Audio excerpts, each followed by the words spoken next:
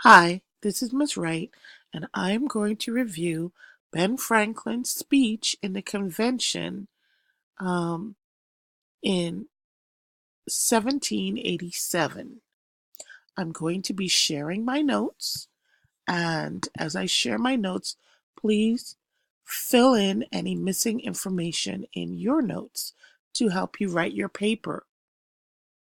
So, the introduction states that the final session of the Constitutional Convention on 17 September began with the reading and the correction of the engrossed Constitution.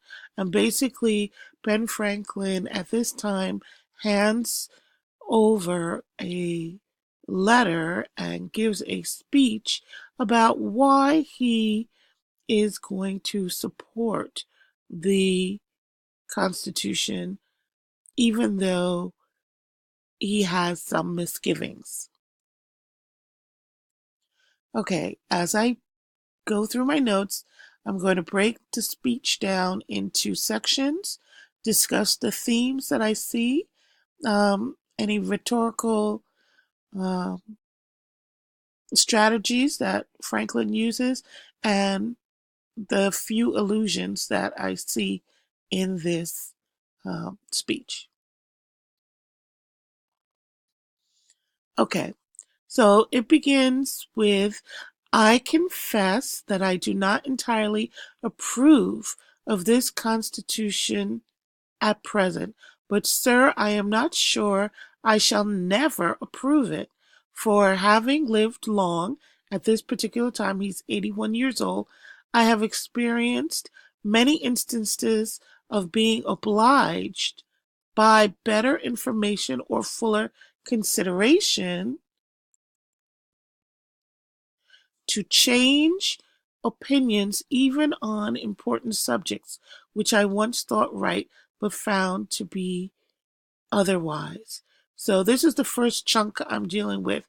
And here he says, I don't completely approve of the document, meaning the Constitution, but I might change my mind. I have lived a long time, and I put the rhetoric of ethos because he's appealing here to the fact that he's lived a long time, he's seen a lot, he's experienced a lot, he's actually been there from the inception of the country as declaring itself separate from Britain. And so his longevity is giving him a certain amount of credibility that others can rely on. I have sometimes had to change my mind when confronted with new information or better understanding. So that is my take on the first chunk. Okay?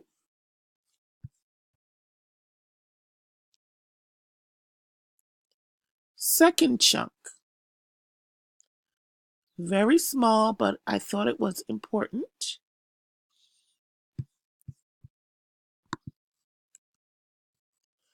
It is therefore that the older I grow, the more apt, meaning likely, I am to doubt my own judgment and to pay more respect to the judgment of others. And I put this by itself because it really gives us some insight into Franklin's thinking.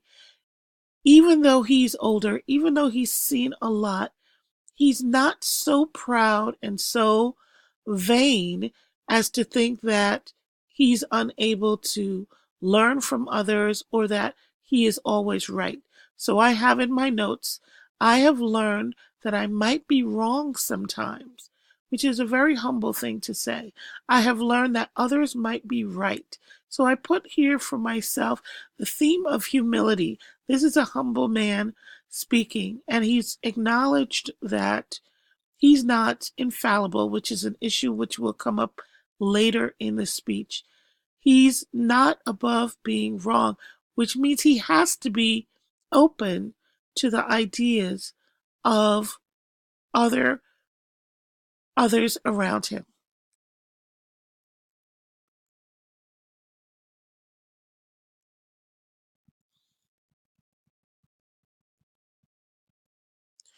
Okay, the next chunk I looked at was most men, indeed, as well as most sects in religion, think themselves in possession of all truth, and that wherever others differ from them, it is so far error.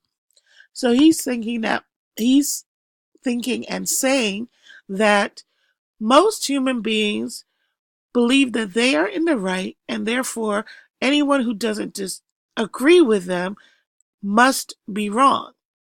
So most men think they know everything, therefore anyone who disagrees with them must be wrong, is what he's saying here.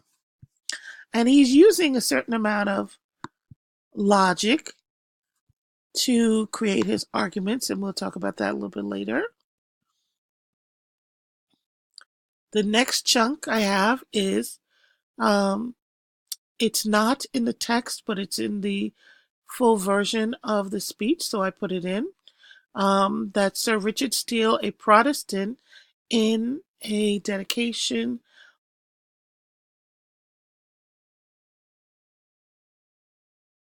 tells the Pope that the only difference between our two churches in their opinions of the certainty of their doctrine is the Romish Church is infallible and the Church of England is never in the wrong.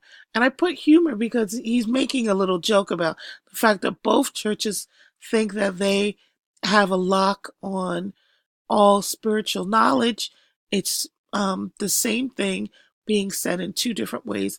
And he's using humor here to break the ice as he begins to make his argument as to why he is going to support the Constitution.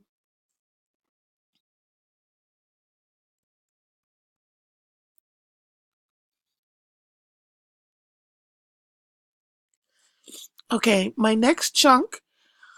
But though many private persons think almost as highly of their own infallibility as that of their sect, few express it so naturally as a certain French lady who, in a little dispute with her sister, said, "I don't know how it happens, sister, but I meet with nobody but myself that is always in the right."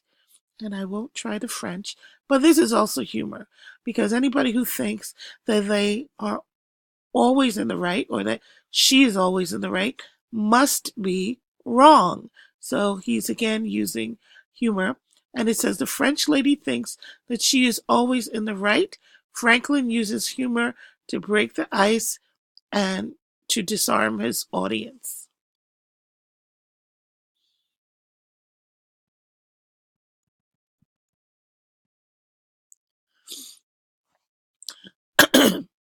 The next chunk is, in these sentiments, sir, I agree to this Constitution with all its faults. And I think that this is really important. He says, with all its faults, he does not try to make the Constitution out to be um, a perfect, pure document, if they are such, because I think a general government necessary for us, and there is no form of government but what may be a blessing to the people if well administered. And I believe, Father, that this is likely to be well administered for a course of years and can only end in despotism as, hold on, here's Mr. Franklin again.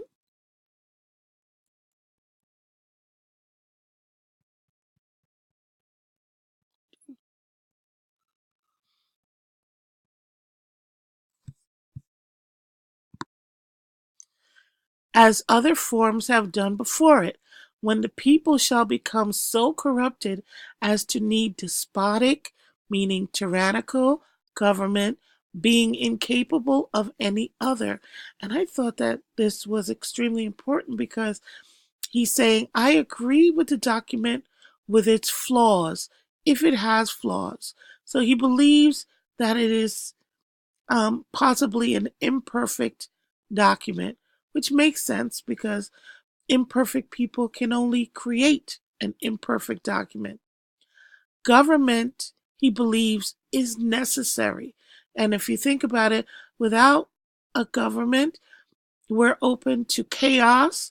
We're open to all kinds of just a free-for-all with everyone doing whatever he or she wants if we have no government and no laws to guide us.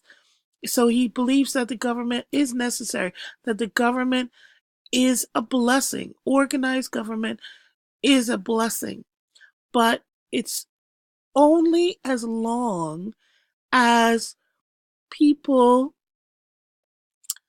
are honest and faithful in carrying out the government. When people become corrupt, the government, therefore, also will be corrupt.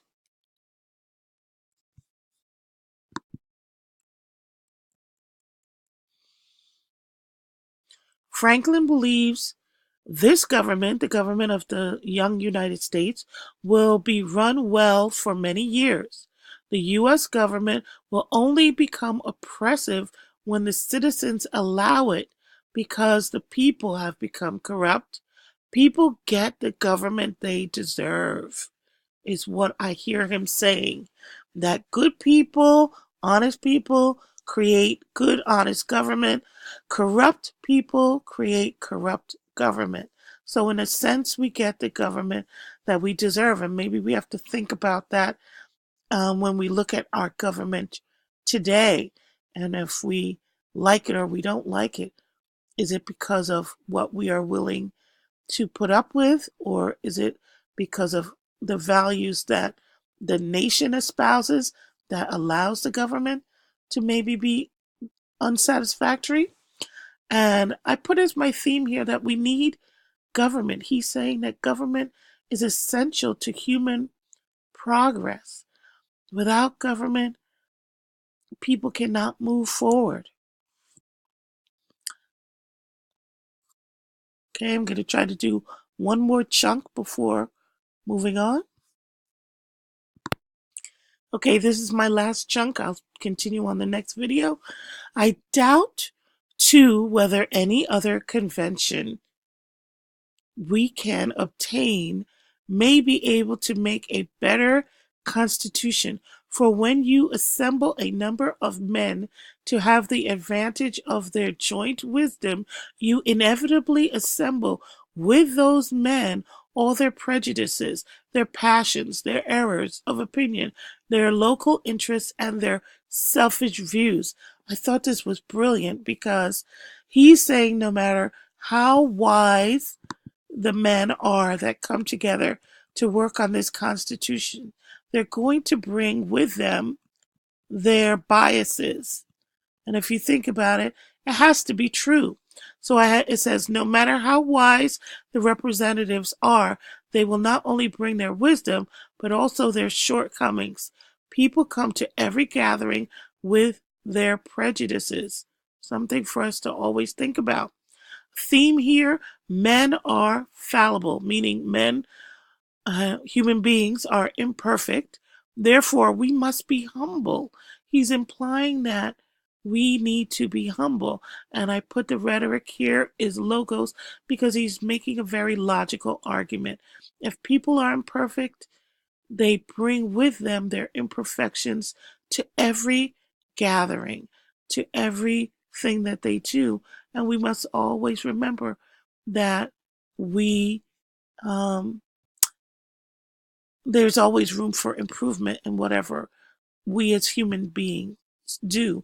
And if you think about it, that's probably why there are amendments to the Constitution. I'll see you on video 2.